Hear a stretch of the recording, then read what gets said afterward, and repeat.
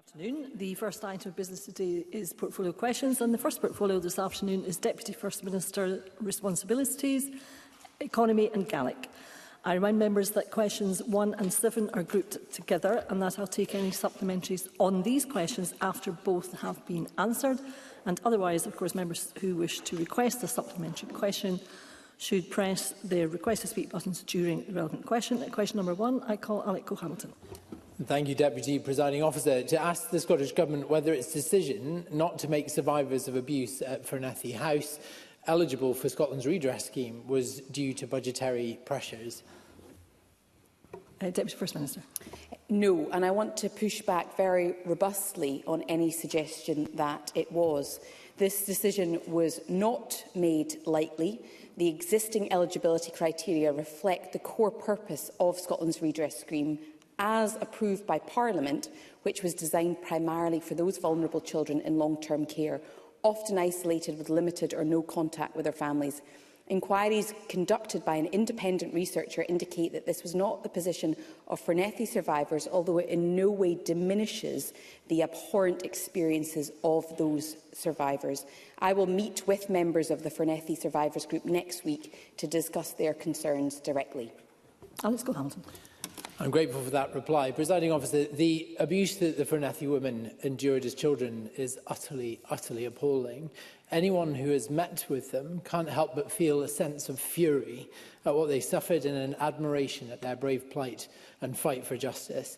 But now they face a further injustice of being excluded from a scheme which exists to compensate people like them who were abused in care as children. Why? Fundamentally, because they just weren't abused for long enough. Last year, John Swinney said he believed, and I quote, "It was possible for Swinney survivors to be successful in applying under the redress scheme," but this position has clearly changed. Does the Deputy First Minister recognise that by excluding the women from the redress scheme, she has not just denied them access to that compensation, but denied official recognition by the state and ultimately their quest for justice? Deputy First Minister. Well, I refute that characterisation of the decision completely. I am also deeply sorry to hear what Swinney survivors had to endure as children, the impact that abuse has had on their lives and the abhorrent experiences that they had. And I commend their courage in sharing those experiences. These are extremely weighty and difficult matters which we have tried to balance carefully. As I already said to the members, I will meet with Swinney Survivors Group and we will work to see what else can be done to support those survivors. And I call it question 7, Sue Webber. Thank you. To ask the Scottish Government for what reason it decided that survivors of abuse at Swinney House should not be eligible to access Scotland's redress scheme. Deputy First Minister. Well, I determined not to amend the eligibility criteria of Scotland's redress scheme after deep and careful consideration, because I believe that it continues to reflect the core purpose, which was approved by Parliament following a public consultation, and the views of survivors, which is paramount. That core eligibility criteria was to provide redress for vulnerable children in long-term care, often isolated, limited or no contact with their families. Decisions on individual applications are rightfully a matter for Redress Scotland. Sue Webber. Survivors at Swinney House say they are shocked, disgusted and angry. The Citizen Participation in Public's Petitions Committee said a unanimous view was that the Swinney survivors should be included in the scheme. And on the 12th of January 2023, then Deputy First Minister John Swinney stated to my committee, "I do not believe that as things stand, there is an inherent impediment to applications to the redress scheme coming forward from people who spent time at Swinney. To put it slightly more bluntly, I reject the idea that the scheme is not for Swinney survivors. I think that it's possible for Swinney survivors to be successful in applying under the scheme." So what's changed, Deputy First Minister? And with the women who are now started a billboard campaign in their fight for compensation, what will you say to them when you meet them later this week? Deputy First Minister. Well, what I will say to them is quite rightly to be said to them first. because they are the ones who have come forward and shared their experiences, and they have had to endure abhorrent abuse. As the member will know, the previous Deputy First Minister met with representatives of the Fernethy Survivors Group to discuss the findings of the independent research report that was commissioned to consider these matters quite directly. And while in no way diminishing the experiences of those survivors, it was recognised during the passage of the original legislation that eligibility was to reflect those in long-term care with limited or no contact with their families. But as I said, Presiding Officer, I will meet with the Fernethy Survivors Group and I look forward to engaging directly with them. A supplementary, Jackson Carter.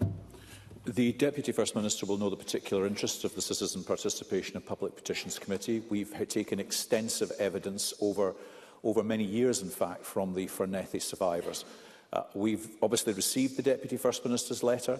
We will still have an opportunity to consider it formally, but I can say that informally today, the committee is unanimously still of the view, as we expressed it, that these women are entitled to compensation. We are bitterly disappointed. So I should serve notice to the Deputy First Minister that the committee will seek debating time in the Chamber to give this Chamber the opportunity to express its view as to whether or not the government should change its position. Deputy First Minister. Well, can I first of all commend the committee, the Petitions Committee, for the way in which they have taken evidence on this matter in a compassionate, caring but robust manner, which is totally in keeping with the weighty matters that are under discussion. I am obviously willing to engage with the committee as is appropriate, including engaging with Parliament if it comes to that. These are not matters that I have concluded lightly. I have engaged extensively with survivors that are involved with the redress scheme, as I know the convener will have as well. And to conclude, Presiding Officer, I will of course engage directly with the survivors in the coming days. And supplementary, Colin Smith. Presiding Officer, these were wee girls, hundreds, maybe even thousands, sent to Fernethy by the state, abused at the hands of the state, physically, mentally, and in some cases, sexually. Yet the state, this government, Glasgow City Council, are utterly failing to take any responsibility. So if the Deputy First Minister doesn't believe extending the redress scheme is the way for the state to take responsibility, then what does she think is the way? Now, when I and the Fernethy survivors meet with the Deputy First Minister next week, some of the women won't be there because they've died since they were abused. How much longer did these survivors have to wait?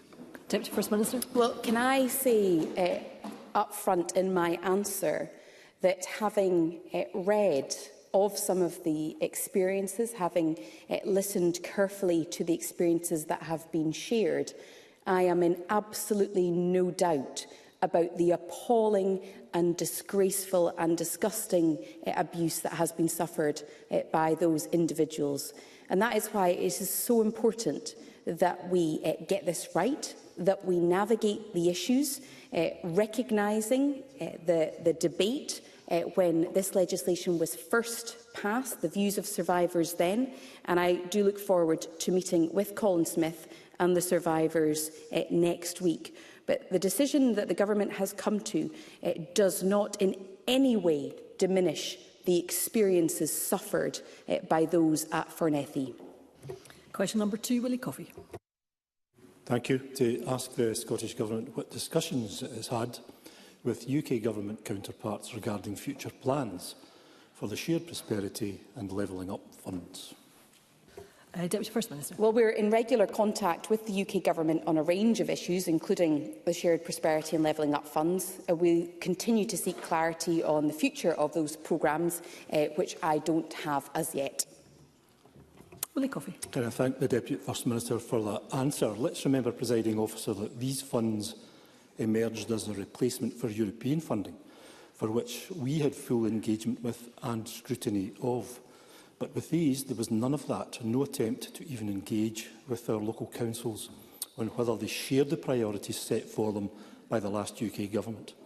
Is there any hope that the Labour government will reverse that nonsense and refocus the policy intention of these funds so that what is ultimately delivered for local people reflects local needs and priorities, and that this Parliament will have a role in scrutinising the effectiveness of how this public money is spent?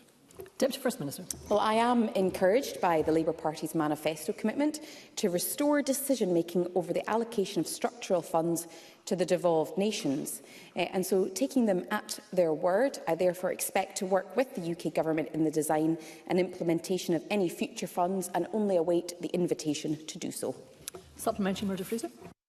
Thank you, Presiding Officer. Can I just say how much I welcome the newfound enthusiasm on the SNP benches for the shared prosperity and levelling up funds. I don't remember hearing that in the recent past, but it's good to know that they've been welcomed.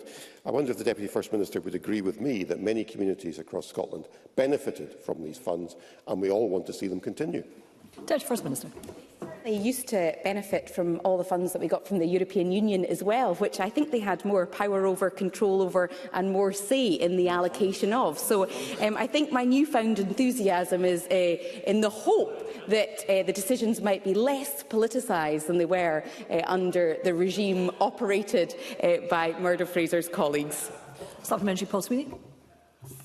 Thank you, Deputy First Minister. There's been deep frustration in Glasgow in recent months due to the closure of Regeneration and Capital Grant Fund at Scottish Government level, but also the suspension of funds like the Community Ownership Fund at UK Government level. So would the Deputy First Minister please look to engage rapidly with the Treasury and our colleagues in Government to ensure that when the budget is forthcoming in October, we can rapidly reopen those funds if capital funding is unlocked? Deputy First Minister. The member can rest assured that my colleague, the Finance Secretary, is engaging extensively with the UK Government in order to ensure that there is adequate capital in order to reopen those funds. Unfortunately, I think that we are not feeling overly optimistic, considering the words of the Prime Minister about things getting worse before they get better, and the Chancellor's comments that this may be the hardest budget. And therefore, we will keep up our engagement, but it would be great if all members in this chamber also recognise the fact that if there is more capital at source, we can do more. And supplementary, Evelyn Tweed. Thank you, Presiding Officer. I recently met with STEP in my constituency who raised the issue of a lack of clarity on the future of the Shared Prosperity Fund and its impact on investment. Does the Deputy First Minister share these concerns? Deputy First Minister. Well, I completely recognise the uncertainty that organisations such as STEP are facing regarding the future of the Shared Prosperity Fund. We need clarity from the UK Government on its plans so that organisations can indeed plan ahead. And my officials, with Shona Robison, will continue to press for more financial clarity. Question number 3, Fergus Ewing. Thank you, Presiding Officer. To ask the Scottish Government what discussions the Economic Secretary has had with ministerial colleagues regarding support for any businesses impacted by the ban on wood-burning stoves in new-build homes. Minister Tom Arthur. Presiding Officer, while the Economy Secretary has had no meetings with colleagues on the topic, I do want to make clear that there is no ban on wood-burning stoves. Under the new build heat standard, wood-burning stoves can continue to be installed as emergency heating in new buildings. However, we acknowledge that stoves are often installed for more frequent use, and we are currently undertaking a review of the standard. This has involved both official and ministerial engagement with stove industry stakeholders. The Minister for Climate Action is overseeing the review and will update Parliament when it reaches its conclusions shortly. Fergus Ewing. Presiding Officer, as it happened some years ago, I purchased a wood stove from an excellent small business in Inverness, going by the name of Bonk & Co. That is Bonk & Co. Does the Minister agree with me that the failure to lift the ban on companies like Bonk & Co. selling their stoves for new homes is utterly wait for it, bonkers. And also a hangover from the Green Deal, which, like the wood stove contents, should surely now be no more than smouldering ashes. Minister. Well, can I commend Fergus Ewing for assiduously representing local businesses in his constituencies, and I would suggest that for new members elected in 2026 who are looking for some instruction on how to represent businesses in their constituency, we have no finer example to turn to than Mr Ewing. The points he raises is why we are undertaking this review, and as I've said, the Minister for Climate Action is overseeing this work and is leading on it, and will of course report to Parliament in terms of providing an update. I, of course, as a Minister within the Economy portfolio, stand ready and willing to engage with any member of this Parliament on any concerns they may have with regards to how government regulation impacts upon business in their constituency. And supplementary, Jamie Hawker-Johnson. Thank you. In the consultation for its new Heat in Buildings Bill, the Scottish Government is proposing, and I quote, to introduce a new law which will require those purchasing a property to comply with a prohibition on polluting heating within a specified amount of time following the completion of the sale. I know Fergus Ewing's question related to the impact of the new build heat standard and the ban on wood burners in new build properties, but can the Minister assure me that his government isn't about to get itself into another mess trying to ban wood burners and other forms of direct heating from homes? And if it is, what analysis has it undertaken on the further economic impact this will have on businesses? Minister. Well, I would want to assure the member that with all legislation and all regulation, this government will be having the closest engagement with business and engaging in the closest analysis of all particular economic impacts that could arise locally or nationally. So I hope that provides some reassurance for the member, and I'd be more than happy to engage with him further if he wishes to discuss more. Question number 4, Patrick Harvey. To ask the Scottish Government what action it has taken to implement the policy announced in March 2022 in regard to companies maintaining trade links with Russia following the invasion of Ukraine.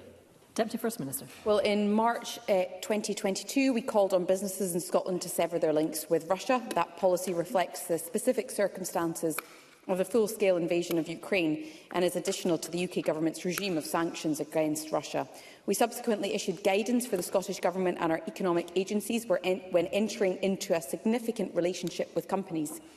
This sets out checks to undertake on companies to identify links with Russia and steps they have taken to withdraw from them, while recognising that severing links may not always be feasible in exceptional circumstances. Patrick Harvey. The Deputy First Minister may be aware of a Glasgow-based company, CPEAK, which has been the subject of reports by investigative journalists and which has continued to run vessels trading in Russian LNG.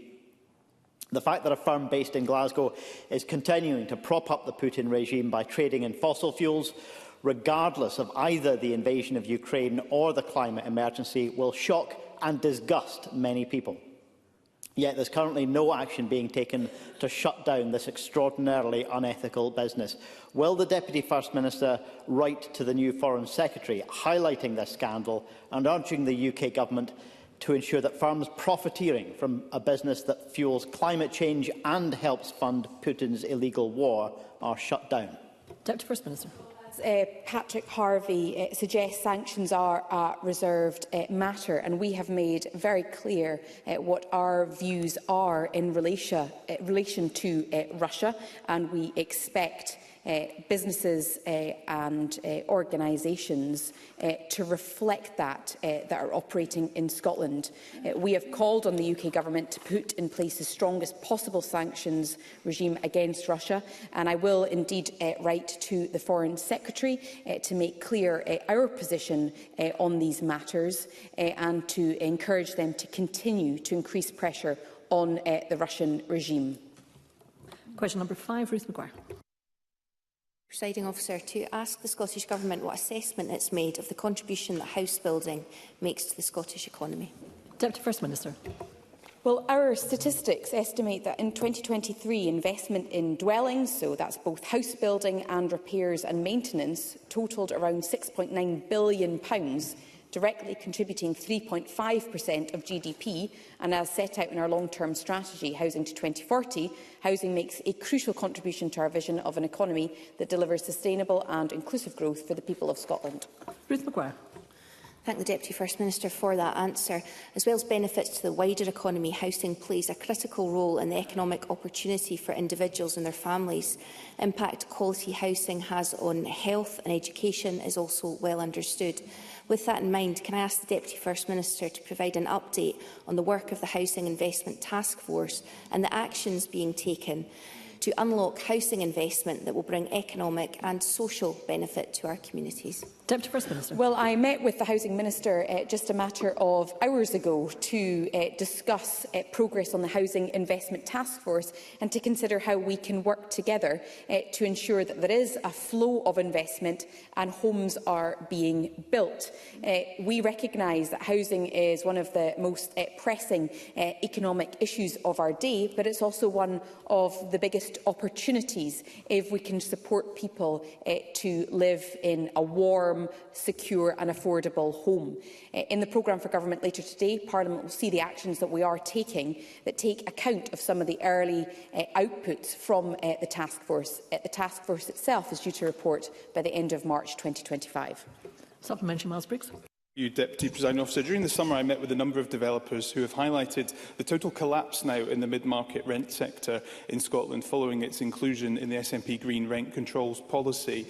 I'm sorry to say that these developers are saying Scotland is not open for business, and we are seeing these developments and investments going to the north of England. So can I ask the Deputy First Minister if the Scottish Government will now agree to remove mid-market rent developments from the rent controls so that we can make sure these homes are actually built? Deputy First Minister. Well, can I just briefly set the context that since 2007 we've supported the delivery of more than 131,000 affordable homes, with more than 93,000 of those being for social rent, and we will continue to build on that record with almost £600 million of investment in the affordable housing supply programme this year. We are focused on delivering 110,000 affordable homes by 2032, and we have brought forward the review scheduled for 2026 to 2024 to concentrate on deliverability. I see an opportunity here to ensure that the regulatory framework allows us to deliver investment, to build homes and to ensure that everyone has access to secure and affordable housing. And we will work with investors as well as representatives of the housing market and, critically, tenants in order to get it right. And supplementary, Carol Mochan. Thank you, Presiding Officer. During the summer, I met with a number of workers within the house building industry, roofers, joiners and other trades workers. Young people and industry experts telling me the challenge they face finding training places, skilled workers and recruiting into industry. I met one young apprentice who required to travel to London to gain a qualification to allow him to work within his chosen trade, and this is not unusual. Given how important house building and indeed home improvement is to the Scottish economy, would the Deputy First Minister agree to encourage better cross-portfolio working to ensure the sector can bridge this gap in locally accessible training places? And would she consider meeting industry experts who do have some solutions to help with these skills gaps? Deputy First Minister. Well, in short, I am very happy to meet with, to work with businesses, organisations and workers that are helping to deliver our pipeline of housing. The skills that she references is relevant to housing, but is actually relevant to the wider construction industry. And we know how critical construction is to our overall economic performance, as well as to supporting some of the perhaps more deprived communities in Scotland, because through investment in infrastructure we can regenerate different parts of Scotland. So there is a big opportunity here, which is a long way of saying I'm very happy to work with them. Question number 6, David Torrance. Thank you, Presiding Officer. To ask the Scottish Government what recent discussions it has had with Harland and Wolff regarding any potential job losses at its yards in Meffel in the Kirkcaldy constituency and Arnish on Isle of Uis. Minister Tom Martin. The Scottish Government has held regular discussions with the management team and unions at Harland and Wolff. The Deputy First Minister spoke to the Executive Chairman on Monday 2 September, and I visited the Meffel site in July, when I was able to confirm our commitment to working with the company to secure the future for the vitally important jobs they provide at both sites. David Torrance.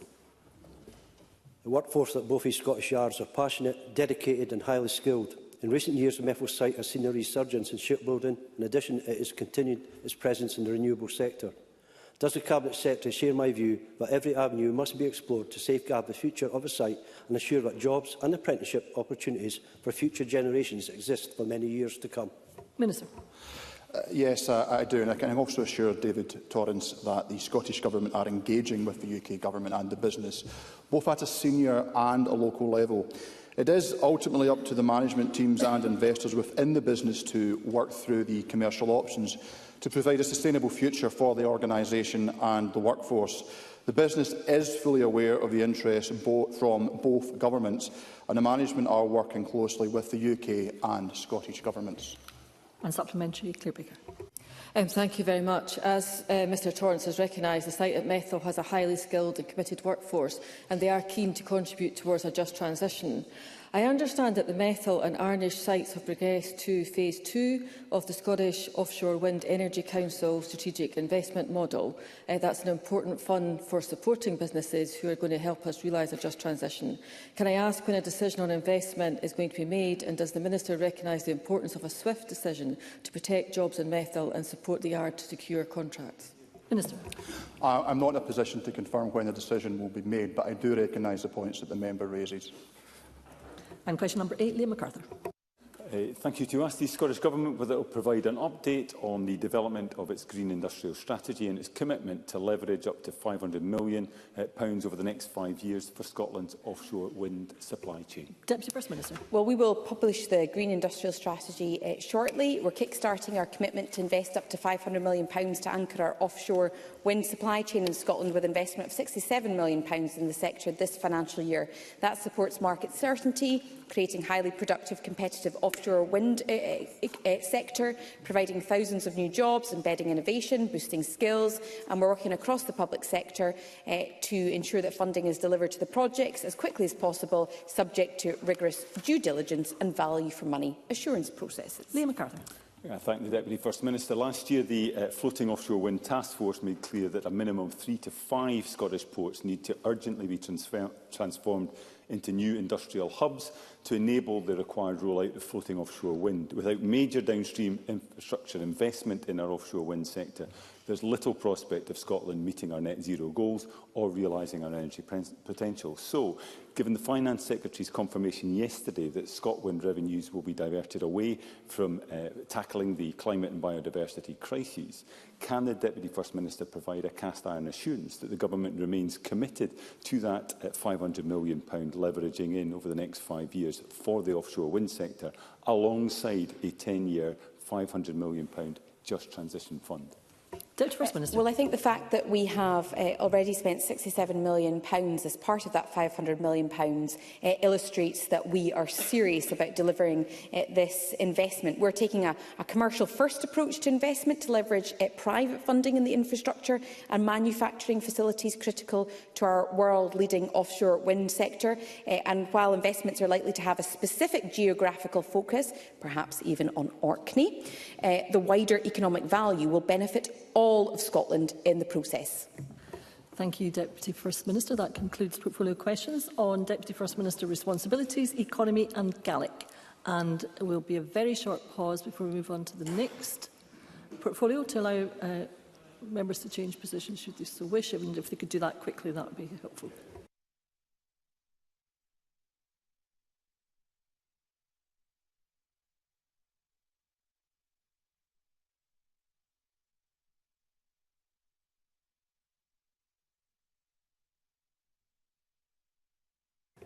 Thank you. The next portfolio is Finance and Local Government. And again, if a member wishes to request a supplementary, they should do so by pressing the Request to Speak button during the relevant question. Question number 1, I call Claire Adamson. Thank you very much, Presiding Officer. To ask the Scottish Government when it last met with Northern Lanarkshire Council and what was discussed. Cabinet Secretary Siobhan Robson. Scottish ministers and Scottish Government officials regularly meet representatives from all local authorities to discuss a range of issues of mutual interest. Claire Adamson. Thank you, Cabinet Secretary. Primary 1 to 5 pupils receive school meals thanks to the Scottish Government investment. Labour North Lanarkshire reportedly charges one of the highest prices for school meals in the country for primary 6 and 7 pupils, and we know the extent of in-work poverty in that area. A family in my Motherwell constituency could be paying £170 a month or £1,615 a year. Can I ask the Cabinet Secretary what action can be taken to ensure that my constituents are able to access affordable school meals amidst rising bills? Thank you. Cabinet Secretary. Well, the Scottish Government has made clear its commitment to supporting families and eradicating child poverty. We do have the most extensive provision of free school meals in the UK, and our free school meals programme is a key element to meeting these aims, and we continue to expand our programme with the next phase to families in receipt of Scottish Child Payment in primaries 6 and 7. I would just note and say to Claire Adamson that North Lanarkshire Council does have general fund reserves of £250 million as of the 31st of March 2023, the latest available audited figures, and I think that has increased in the provisional outturn figures. So, general fund reserves do need to be taken into account in terms of the decisions that local authorities make. And supplementary, Gillian Mackay. Thanks, Deputy Presiding Officer. North Lanarkshire Council have recently increased the distance at which secondary school pupils are eligible for school buses, with the rollout to primary schools proposed for next year. Many parents are concerned about the proposed walking routes heading into winter, with many poorly lit. The alternative given to parents was the public service buses, and my office have received several stories of these buses driving past groups of school children or being too crowded to allow any more on. The local authority are citing budget issues as one of the reasons for cutting the routes. Will the Cabinet Secretary meet with me to find a solution to ensure that financial decisions are not being put ahead of the well-being of children in North Lanarkshire? Cabinet Secretary. Well, of course, I would be more than happy to meet with Gillian Mackay. Obviously, the decisions that local authorities make are for them to make. But I would say, further to the information I gave to Claire Adamson about reserves, the general fund reserves per head of population, I think North Lanarkshire has now risen to the 4th highest at 31st of March of this year, with a provisional outturn of £747 per person in terms of the reserve position. As I said earlier, the position of reserves needs to be seen as part of each local authority's budget setting and decisions that they make around the priorities that they have locally. Question number 2, Liam Kerr. Sir, to ask the Scottish Government how much funding it has allocated to local authorities whose housing stock and former housing stock requires demolition and rebuilding due to the presence of reinforced autoclaved aerated concrete. Minister Ivan McKee. It is the responsibility of building owners to maintain their properties and for each local authority to decide the appropriate action in relation to RAC identified, which primarily is a building maintenance concern. Although there is no new funding available to address this issue, where the local authority has decided that demolition is the best solution, we will work with them to explore flexibilities within current funding for them to consider. Local authorities manage their own budgets, but we are committed to working alongside them on this to ensure that they and any homeowners affected are supported appropriately. Liam Kerr. Well, underfunded Aberdeen City Council is pressing ahead with knocking down homes in Torrybalnagasket at a cost of £25 million. Reports suggest rebuilding could cost £130 million and take up to 15 years. And all the while, displaced residents who report this is causing them anxiety and despair just don't believe their homes will ever be rebuilt. Now, last week, the Scottish Government informed the Petitions Committee that affected households will see engagement in the coming weeks and months. So what has the Minister actually done to ensure Aberdeen City Council will have sufficient funds to rebuild and can do so sooner than 15 years? Minister. Well, I think the first point to note is that Aberdeen City Council have had an increase of an additional 5.4% on their budget, an extra £23.8 million to support day-to-day services. And it's also important to recognise that the previous UK government, the Conservative government, said that they would spend whatever it took to resolve the RAC issue, including funds coming to Scotland. And of course, they did not deliver on any of that, which means that we are in the position that we find ourselves at the moment. But of course, I've said we are very keen to work with any council that finds itself itself in this position to explore what possibilities there are to work together to resolve this very serious issue for the homeowners concerned and to support the Council to deliver on that. I have in fact received requests from 4 members. I would hope to take each of the 4, but I would need cooperation to have brief questions. First supplementary, Audrey Nicholl. Thank you, Presiding Officer. I have engaged with well over 100 constituents affected by RAT during what is one of the biggest housing crises Scotland has ever faced. And as council tenants move home, private homeowners, many with mortgages, face continued uncertainty. And regrettably, my repeated correspondence to the new UK Government on funding has gone unanswered. The decision made by Aberdeen City Council to demolish and rebuild limits private homeowners' choices in how to proceed. Therefore, what options does the Scottish Government have to afford the Council the fiscal flexibilities to offer just and equitable funding support to affected homeowners? Minister.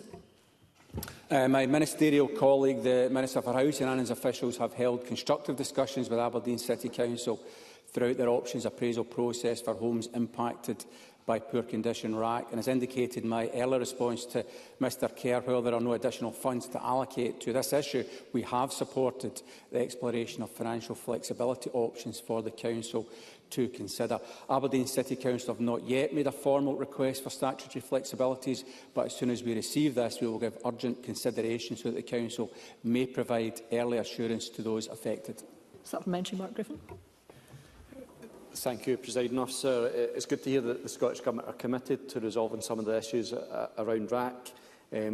We have seen the publication of the Grenfell report today, and we are 7 years on, and there only have been 2 buildings remediated since that tragic fire. Can I ask the Minister how long he expects residents affected by RAC to have to wait, and if he'd make a commitment that it would be less time than the 7 years that many residents affected by combustible cladding have had to wait?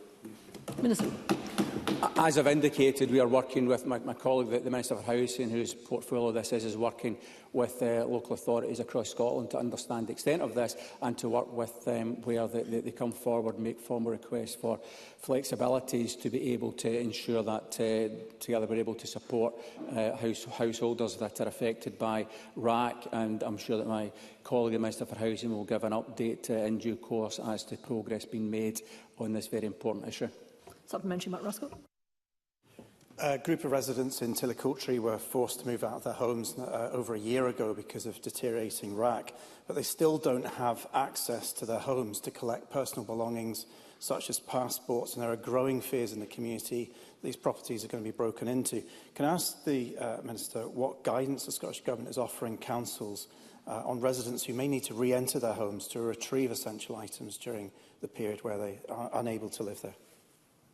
Minister.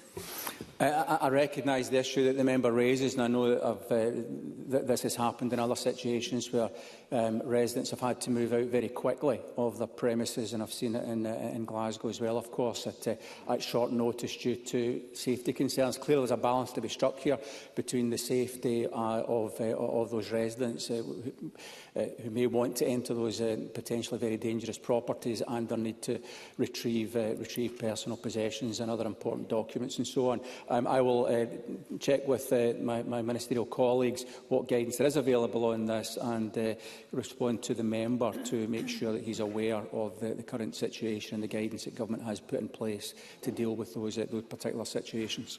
And supplementary, Alex Cole-Hamilton. Thank you, Presiding Officer. This concrete isn't just in domestic dwellings, it is in public buildings as well. It's in hospitals, schools, libraries. It's now 18 months since I first brought this crisis to the attention of the government in this chamber, and we're just concluding the identification stage. So is the government now confident it knows where this concrete is in every building in the public estate? And secondly, is it going to extend capital funding to organisations like NHS Scotland to make sure that our patients are safe in the hospitals where they are? Minister. Well, clearly the requirement for funding will be part of ongoing budget discussions with my colleague, the Cabinet Secretary for Finance, at the appropriate time, once we're aware of the impact of RAC. But as the member will be aware, surveys have been undertaken across the public estate to assess the prevalence of RAC, but also as part of that, not just whether RAC exists, but the condition of that RAC and the criticality of the structural issues round about that. And with that information, we're proceeding to address that issue across the public estate. Question number 3, Michael Mara. To ask the Scottish Government, in line with the agreed procedure, whether it will provide the Scottish Fiscal Commission with a public sector pay policy ahead of its budget for 2025-26. Cabinet Secretary. There is an established protocol between the Scottish Government and the Scottish Fiscal Commission which sets out the information sharing expected to take place in the lead-up to the Scottish Budget. We will continue to engage and work collaboratively with the Commission on matters relating to public sector pay and workforce, and will strive to provide timely information related to pay in the lead-up to future fiscal events. Michael Mara. Well, I'd be very glad if the Finance Secretary would actually honour the protocol that was set out in October 2022. For the last 2 years, she has failed to do so. She told me in committee on 16th of January that it would not be right, I quote, to provide that policy. She may well noted the chair of the Scottish Fiscal Commission in front of committee yesterday saying that this policy should be provided.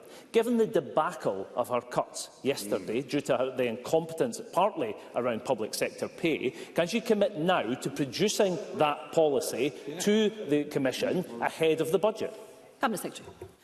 Well, of course, in the letter to Michael Mara on the 15th of January, the reason that I said we would have to wait to set out public sector pay policy was that there was going to be a UK spring budget following the budget in the autumn, which would provide an update on the fiscal outlook and on the UK Government's public spending policy that could impact on devolved funding envelopes. So the problem here for Michael Mara is the exact problem that Daniel Johnson, who I've got a lot of respect for, but got himself tied up in knots on Good Morning Scotland this morning when he tried to distinguish the impact of Tory cuts in Wales and the impact on the Welsh Labour Government having to bring forward an emergency budget, and as distinct from having no fault whatsoever when it comes to Scotland. So the Tories at fault when it comes to Wales, the Tories not at fault when it comes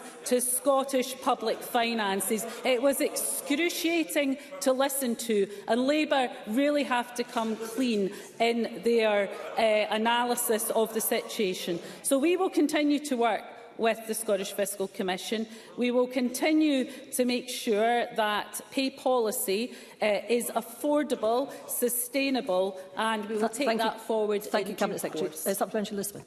Cabinet Secretary, Professor Roy did say yesterday that his lack of information is a very serious matter. Does the Cabinet Secretary accept that when it comes to parliamentary scrutiny, it would be far preferable if we did have that information to hand? Cabinet Secretary. I can say to Liz Smith, absolutely, but I'm sure Liz Smith will also recognise that when you have a spring budget emerging straight after the budget we've just set, and then not knowing what the funding envelope is going to be for pay, then of course I needed to wait to see what that funding envelope was going to be. And of course that is absolutely critical. We can only set a pay policy that we can afford, and I have set out in great detail as to why the pay policy was set as it was, and of course, as I said at the time, anything beyond the pay policy would need to either be funded by more UK Government funding or through cuts. That is the simple reality of the situation. So we will continue to work with SFC, we'll continue to work with the Finance Committee, but let's be absolutely clear that the Scottish Government's finances will be dictated in large part by what comes at the budget on the 30th of October. Question number 4, Murdo Fraser. Thank you, Presiding Officer. To ask the Scottish Government what its response is to the recently published government expenditure and revenue figures, which reportedly show a £2,400 dividend in the last year for every person in Scotland as a result of its continued membership of the United Kingdom. Cabinet Secretary. Well, firstly, we know that 90% of the GERS deficit is due to UK government choices. Secondly, we know that the UK government retains control of 40% of expenditure and over 70% of revenues in Scotland. That is set out in the GERS report. As an example, a significant portion of the spending allocated to Scotland relates to servicing UK government debt, which is paid at a higher rate than our European neighbours. So the Scottish Government is required to balance its budget each year and does so, and has always presented a balanced budget to Parliament. And in doing so, the Scottish Government has taken difficult decisions on revenue and expenditure in order to target the support to those in the greatest need, such as the Scottish Child Payment. Thank the Cabinet Secretary for her response. Yesterday, when she was announcing the savage cuts she's making to public spending across Scotland thanks to SNP financial mismanagement, she incredibly claimed that separation would make things better. Given that our own government's figures show the complete opposite, that there would be a massive fiscal deficit of nearly £23 billion, how could she do that with a straight face? Cabinet Secretary.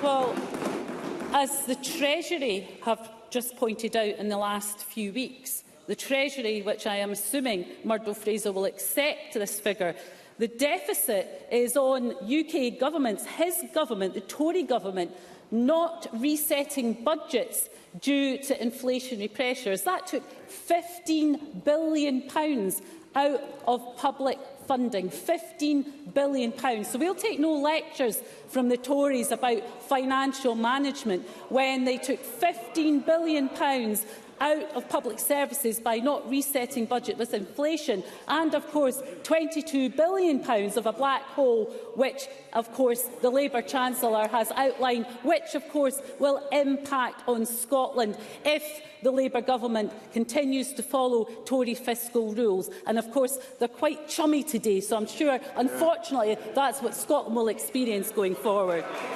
Question number 5, Maurice Golden. To ask the Scottish Government how it intends to fund pay increases for local government employees. Cabinet Secretary. The Scottish Government has taken extraordinary decisions to provide £77.5 million to support a fair pay offer for local government workers.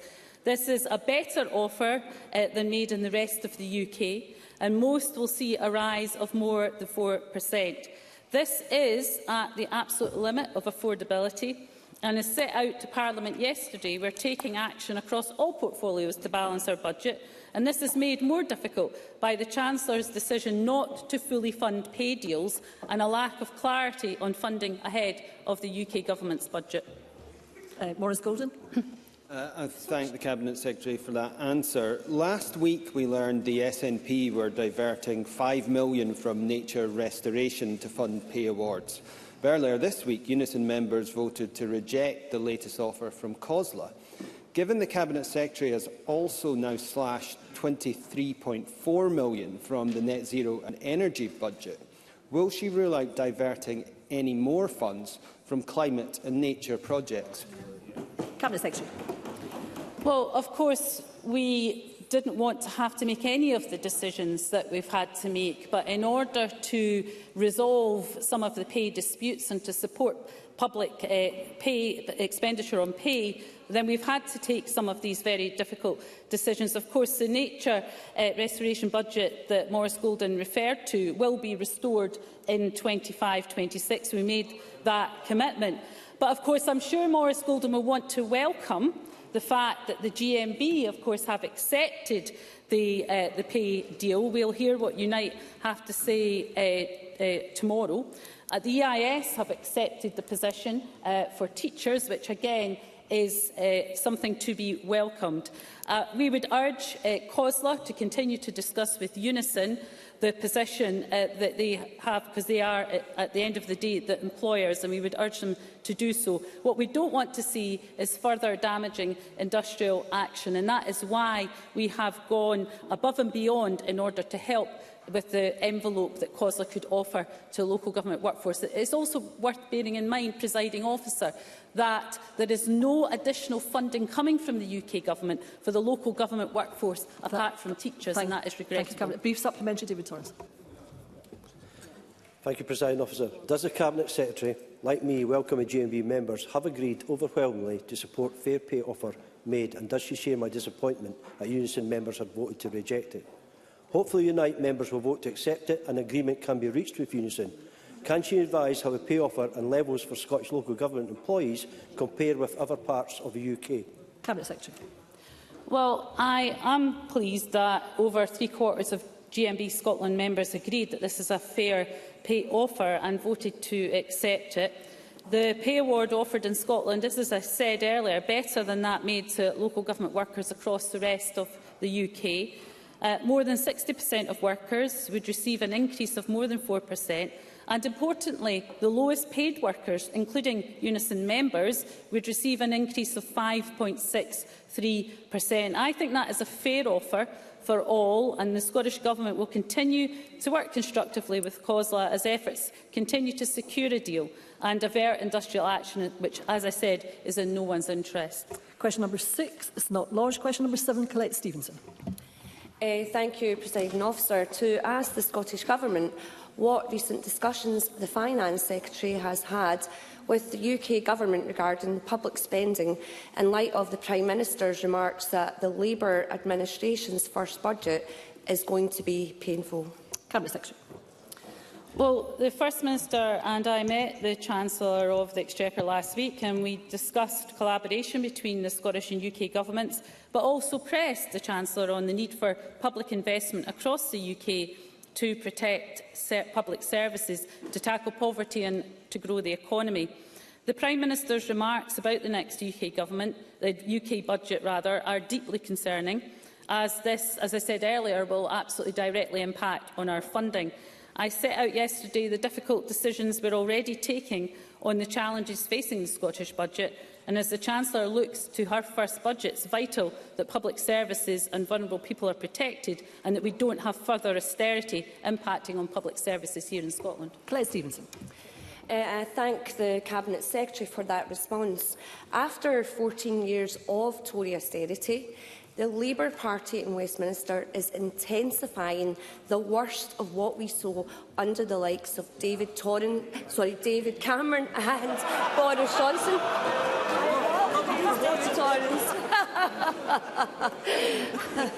My apologies. Labour's pledge to keep Tory fiscal rules is a huge factor in the £22 billion of cuts they are now choosing to make.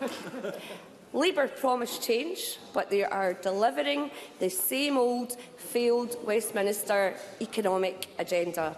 Does the Cabinet Secretary agree with me that the UK Labour Government must see sense, invest in public services, reverse the cuts to Scotland's capital budget, Thank you, Ms Stevenson. Cabinet Secretary.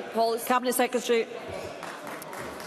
Can I thank Colette Stevenson for her question? So the Chancellor absolutely has a choice to make in her forthcoming budget. She can continue with Tory fiscal rules and Tory austerity, or she can change course and invest in public services. Increased funding for infrastructure and public services will be absolutely required if we want to take the action to lift children out of poverty, including, of course, things that the Labour Chancellor could also do to help that, like ending the damaging two-child limit. So there is a political choice here, and Labour in this Parliament cannot escape the reality that Labour austerity looks and feels to public services exactly the same as Tory austerity does. It is a political choice, and they will be held to account for whatever choice they make. And question number 8, Ariane Burgess. Thank you. To ask the Scottish Government, in light of its reported decisions to instruct local authorities to divert money from the Nature Restoration Fund towards local government pay settlements, what discussions the Finance Secretary has had with ministerial colleagues regarding action that can be taken to mitigate any impact of this decision on projects aimed at reversing nature loss? Cabinet Secretary. So within an extremely challenging financial context, the Scottish Government has made difficult decisions in order to deliver fair pay deals and to avoid industrial action across the public sector. Protecting and restoring our natural environment is key to addressing the twin crises of nature loss and climate change.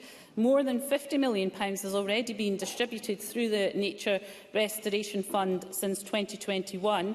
And while capital funding of £5 million from this year's Nature Restoration Fund has been redirected within local authorities to fund the pay offer, as I said earlier, it has been agreed between ministers that it will be replaced in 2025-26.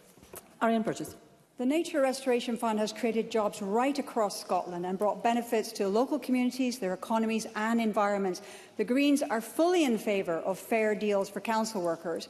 But instead of dipping into funding that benefits communities, the Scottish Government could cut back on subsidies and tax cuts to big businesses like Shell, Ineos and Acorn Partners, who continue to receive millions in public funds whilst raking in record profits for climate-wrecking fossil fuels. Will the Scottish Government reconsider, retain nature funding and accelerate reform of Scotland's outdated council funding so councils can deliver for nature and for workers? Cabinet Secretary. Well, on that last point, can I say to Ariane Burgess that we do want to make progress on council funding and the way that local taxation works, and I chair the joint group with COSLA that is aiming to do just that, and the progress has been made around things like second homes and empty homes.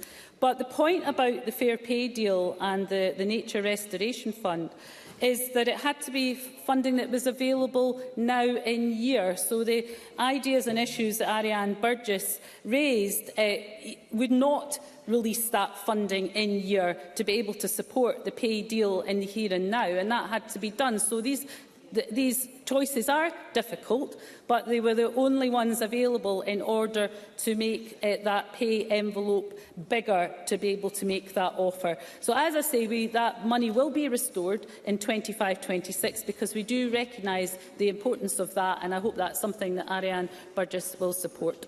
Thank you, Cabinet Secretary. That concludes the portfolio questions on finance and local government. There will be a very short pause before we move on to the next item of business. Thank you.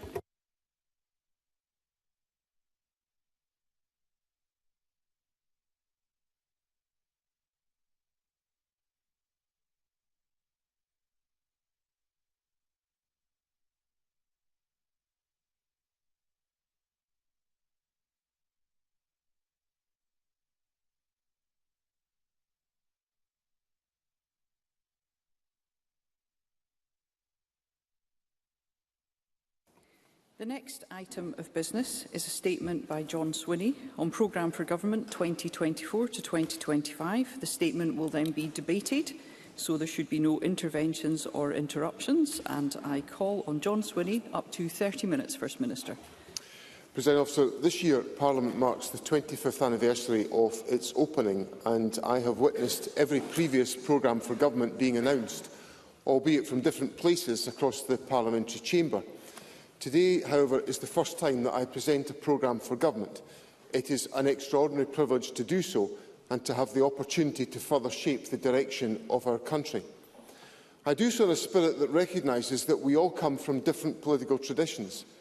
I believe that Scotland would best be able to progress as an independent country, where the issues we address in this programme can be more effectively resolved. Others take the opposite view. We have a range of priorities and perspectives, but fundamentally we are all here to contribute to creating the best future we can for Scotland. My government does not command a majority in this Parliament. We have to work with others to make progress on our agenda. I therefore set out this programme for government with a commitment to work across this chamber to seek common ground with others. I extend the invitation to colleagues to work together to find that common ground. A quarter of a century after its creation, this Parliament faces some of its toughest tests. We're all aware of the problems and difficulties that have been caused by 14 years of austerity driven by the United Kingdom Government. We're all aware of the acute challenges that are faced due to the impact of sky-high inflation and the failure of the United Kingdom Government to adequately address increases in the budget to deal with that fact. We know that because we can all see the pressure on our public services, and also because the Chancellor of the Exchequer has made that very point clear to the House of Commons. The Scottish Government has set out to Parliament the difficult decisions we have to take to address those circumstances. Today I set out how, within that challenging situation, my government will deliver for the people of Scotland. This programme for government sets out simply and clearly our intentions for the next 12 months. Its purpose is to ensure that government spends every day delivering for the people of Scotland. The commitments in it are practical, not partisan. They are affordable, impactful and deliverable. Together, they reflect my optimism that even though we face an incredibly challenging set of circumstances at this moment, the inherent strengths of Scotland, our people and our communities can create great possibilities for our country. When I became the First Minister, I made clear that my government would focus on 4 priorities: eradicating child poverty, building prosperity, improving our public services and protecting the planet. Child poverty is first and foremost in these priorities. No child should have their opportunities, their development, their health and well-being and their future curtailed by the material wealth of their family. Not ever, and certainly not today in a modern, prosperous society like Scotland. This is not only the moral compass of my government, it is the greatest investment in our country's future that we can possibly make. It is the route to enabling greater participation in our economy and our society. It is the route to enabling more people to fulfil their potential and to be contributors to our country. We have dedicated roughly £3 billion a year to eradicating poverty and mitigating the impacts of the cost of living crisis. We have established and increased our widely praised Scottish Child Payment, expanded funded early learning and childcare, and committed around £1.2 billion to mitigate the impacts of 14 years of UK welfare policy. These measures, which are key to increasing family incomes and enabling those greater levels of participation in our economy, are central to our programme for government. The Child Poverty Action Group estimates that low-income families in Scotland will be around £28,000 better off by the time their child turns 18 compared to families across the UK. And analysis by the Scottish Government estimates that around 100,000 children will be kept out of relative poverty this year. These achievements are significant and show the difference that we are making. But our goal is not just to keep some children out of poverty or only to make child poverty less acute. Our goal is to lift every child in Scotland who is in poverty out of it. So we must do more. We know that we cannot address child poverty without addressing family poverty. We know that families thrive when they are supported by coordinated, holistic services that meet their needs and are easy to access. Many amazing and dedicated practitioners are already working tirelessly to connect services and adapt them to the needs of the families that they support. We must create a system of whole family support that is available across the country. We must ensure this system is easy to access, well-connected and responsive to families' needs. Over the coming year, we will work with partners to enable greater local flexibility so that services can be more easily tailored to the needs of the families that they support. We will look at what budgets can be pooled and what reporting can be streamlined. This will involve working closely with our local authority partners, other public services and the third sector to align services and ensure there is a focus across our public services on meeting the needs and supporting the resilience of families. We will consider where greater investment is needed and we will use the learning of what is already working from our pilot areas. Some of that evidence comes from, for example, the Early Adopter Community Project in Dundee. In that project, key workers have been engaging with members of the public who face obstacles to entering the labour market.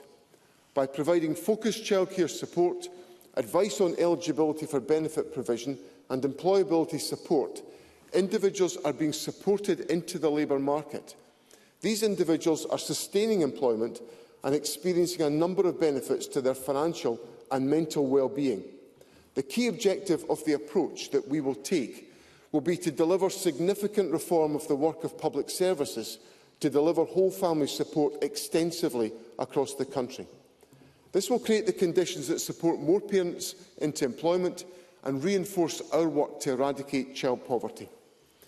Key to the work on whole family support will be a focus on prevention and early intervention, those small supports early on that can pay big dividends down the line. This includes pregnancy and the first years of a child's life. Addressing risks and problems at this stage can have positive impacts that last through to adulthood. It can support healthy development, prevent illness, and ease future pressure on services, making the entire system more sustainable. So in the coming year, we will ensure that more women get to know and receive care and support from the same midwifery team from pregnancy through birth. We'll invest nearly £1 billion a year in affordable, high-quality and funded early learning and childcare, and we commit to supporting early development and reducing development concerns at 27 to 30 months by a quarter by 2030. We will support schools to reduce the poverty-related attainment gap across every local authority area each year between now and 2026. And we will ensure that when young people are ready to enter the workplace, they have the learning, the skills and the opportunities to succeed. We will invest in community-based youth work and improve career support so that there is better information on career choices. For those households struggling now, boosting financial security and cutting costs is one of the most direct things that we can do to support them out of poverty. So we will expand advice in accessible settings, including community centres and hospitals. This will expand a programme that in its first year helped over 5,500 people access financial gains of over £7.5 million to support their families. We will also complete the national rollout of our carer support payment, which will support over 100,000 carers this financial year, including for the first time ever some in full-time education. The effect of this provision will be to enable much greater participation in education for those with caring responsibilities, which will greatly increase the opportunities for those individuals to make an economic contribution to our society. That effort to stimulate greater economic participation lies at the heart of the measures in this programme for government. A key aspect also of our programme to support families is to ensure that we take effective action to enable people to have a safe and secure place to call their home. The tragic Grenfell Tower fire emphasised how important building and fire safety is. Keeping residents and homeowners safe is our priority, and we are taking action to protect lives by ensuring the assessment and remediation of buildings with potentially unsafe cladding is carried out. We will also carefully consider all of the recommendations in the Grenfell Tower Inquiry's report. This year, we will invest nearly £600 million in affordable housing, including an additional £40 million to bring existing homes into affordable use. There will be a strong focus on working with partners to enable existing accommodation that is not currently in use to be made available as swiftly as possible to meet the need for housing, ensuring we take every step we can to boost the availability of housing as quickly as we possibly can. We will provide a further £100 million to support the construction of around 2,800 mid-market rent homes. And in progressing our proposals for rent controls, we will introduce amendments at stage 2 of the Housing Bill to ensure that tenants have the protection they need and that Scotland is able to attract more investment to supplement the investment we are making through the public finances. These commitments are central to our efforts to tackle poverty, but they are also inextricably linked to our efforts to increase national prosperity with a strong, green, well-being economy. It takes thriving businesses, large and small, to sustain our families and our communities. We are already making significant progress in this area. Since 2007, GDP per person in Scotland has grown by 11% compared to the UK's 6%. Productivity has grown at an average rate more than double that of the United Kingdom, and last year earnings in Scotland grew more quickly than in any other part of the United Kingdom. This includes London and the South East. But again, we must go further. It is not enough to simply have a strong economy. True prosperity goes beyond pounds and pence. It means an economy that is inclusive, that supports people into work, attracts investment, promotes entrepreneurs and innovators, and furthers our work on our path to net zero. Key to this will be increasing the levels of infrastructure investment and creating the right conditions for business investment. For the past 9 years, we've been the UK's top destination out of London for foreign direct investment. This government will be focused on delivering investment-friendly policies and support, such as the Scottish National Investment Bank, which will help to build on the strong performance we have built to date. Last year, the bank supported 1,850 jobs by investing in companies with over £92 million of supply chain spend in Scotland.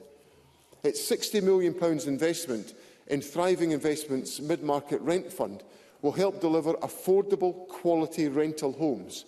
Put simply, this means tenants benefiting from the scheme will pay lower rents, but the economy will be boosted by the development activity involved. To ensure Scotland remains a premier location for investment, we will align government and public bodies behind a coordinated programme to attract investment in priority areas such as net zero, housing and infrastructure. We will build on recent successes, such as the Sumitomo and Ardésir projects, to promote our national project pipeline of investment opportunities.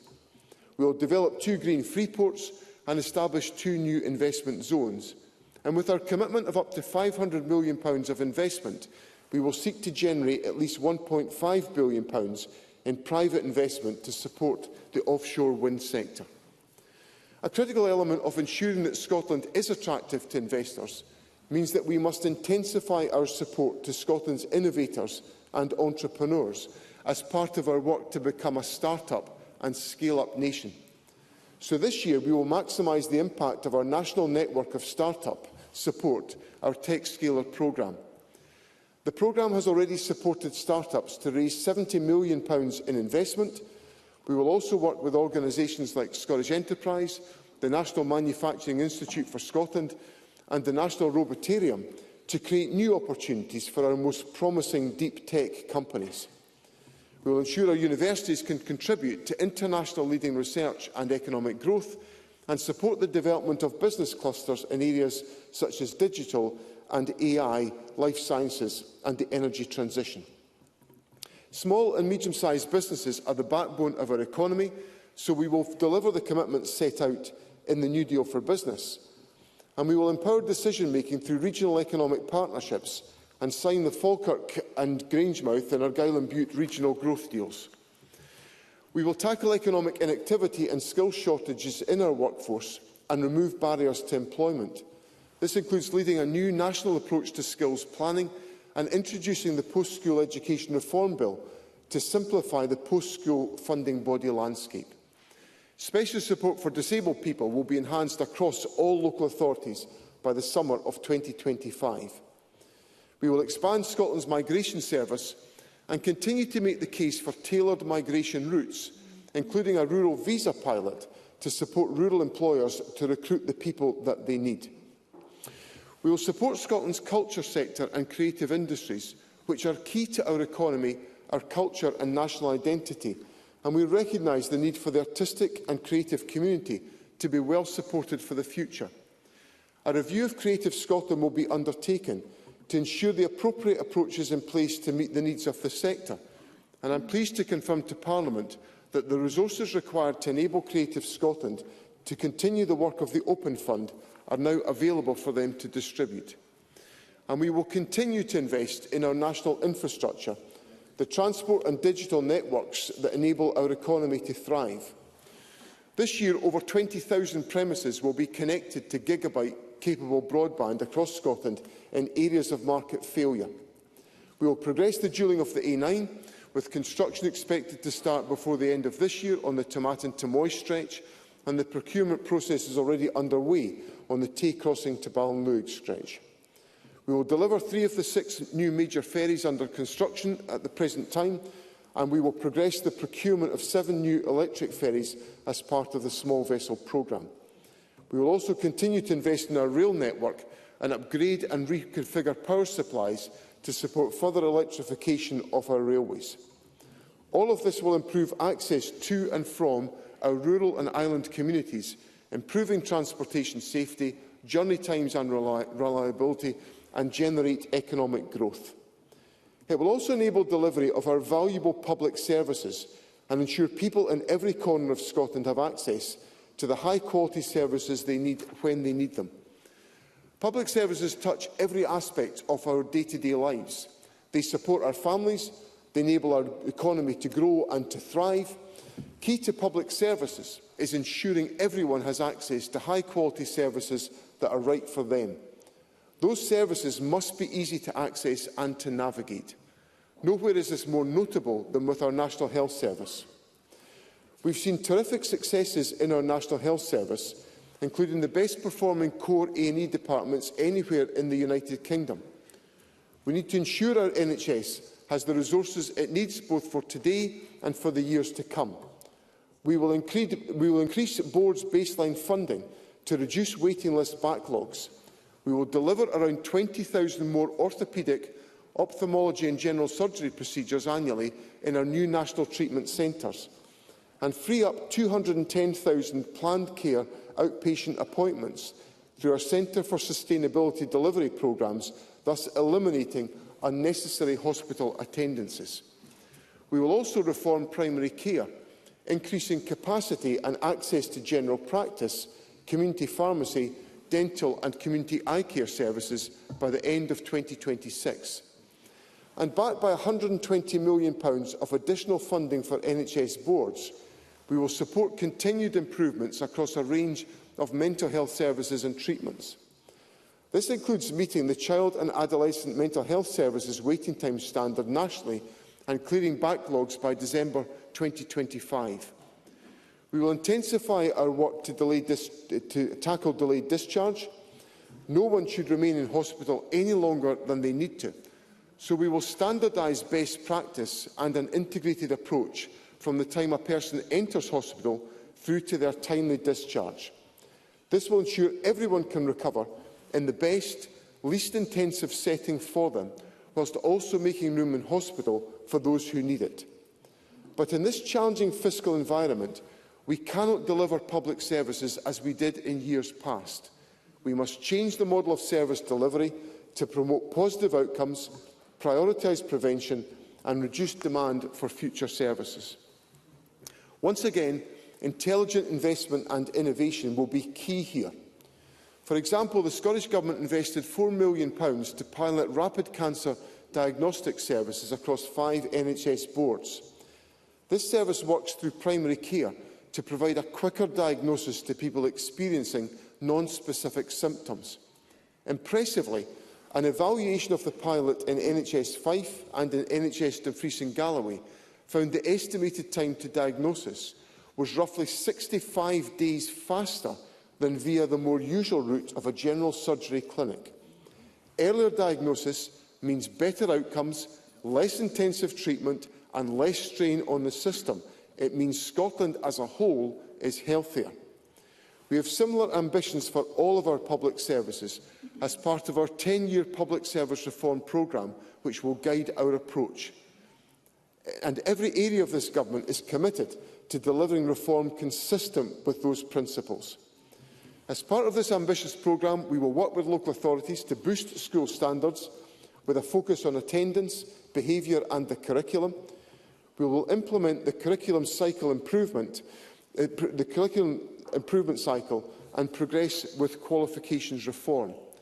And we will reform our national education bodies to drive improvement, raise standards and ensure that the needs of learners are always at the forefront of our work. We attach the greatest significance to the safety of our communities, so we will work with Police Scotland to ensure that that remains the case. And because our public services are only as strong as the people who deliver them, we will continue to award fair pay settlements, reduce workloads and improve conditions for our public service employees. We will review and reform the junior doctor and dentist contract, progress towards the 36-hour working week for Agenda for Change staff, and provide local authorities with £145 million to protect teacher numbers. But every one of these important actions, and indeed everything I have mentioned so far, will be rendered ineffective if we do not also address the greatest existential threat of our times. We must take effective action to tackle the twin crises of climate change and biodiversity loss. It is absolutely essential that we protect our planet by reducing emissions, restoring our natural environment and investing in adaptations that will protect us from the impacts of climate change. While we are decarbonising at a faster rate than the rest of the UK, the most difficult part of the journey lies ahead. The world's global temperature has now pushed past the internationally agreed 1.5 degrees Celsius. 10 of our hottest years have come in the last 20, and the increased frequency of storms and floods is already having a real impact on communities and key sectors. In addition to this, the 2023 State of Nature in Scotland report found that monitored species have declined by 15% over the last 30 years. We are already making real progress protecting our environment and helping it to recover. 75% of all new UK woodlands are here in Scotland, but we must adapt to the changes in our environment. That is why we will take forward our National Adaptation Plan. We will work with Scottish Water to improve the resilience of our water and sewage systems to intense rainfall and drought, and we will restore at least 10,000 hectares of degraded peatland and create at least 10,000 acres of woodlands. We will also bring forward a natural environment bill to support delivery of our net zero and biodiversity goals. Climate change legislation that will enable 5-year carbon budgets to be set and delivered will be introduced. This, along with our climate change plan and our sectoral just transition plans, will chart the course to net zero by 2045. Tackling the climate emergency is not only a danger that must be recognised and managed, it is an imperative that should motivate us to change. Scotland is a land of remarkable innovation and abundant natural resources. We can tackle climate change whilst at the same time growing our economy. Indeed, we have been doing it for decades. Between 1990 and 2022, Scotland's economy grew by 67% in real terms. In that same time, we cut our greenhouse gas emissions in half. And last year, the Scottish National Investment Bank, in the course of investing in businesses and projects that support our economy, also avoided, reduced or removed over 52,000 tonnes of carbon dioxide equivalent across its portfolio. In 2022, renewable technologies generated the equivalent of 113% of Scotland's overall electricity consumption. In 2024, our capacity for renewable energy generation increased to 15.4 gigawatts, and with the projects currently in the planning pipeline, we have the potential to produce more than 3 times that. We will shortly publish our energy strategy and just transition plan. By delivering the commitments within it, we will again double our ambitions for renewable energy generation. As part of this, we are acting to speed up the planning and consenting regime for renewable energy generation to provide certainty to the market and to stimulate private investment. We will invest £9 million to support Scotland's manufacturing industries to invest in energy efficiency and decarbonisation projects. And we will work with the UK Government to deliver the infrastructure required for a net zero emissions energy system, including by providing £2 million as part of the promised support for carbon capture of up to £80 million to support the Acorn carbon transport and storage project and securing a positive future for Grangemouth. We need to take forward careful stewardship of our oil and gas sector to ensure a sector that contributes significantly to the economic health of Scotland at this moment is able to make the transition effective.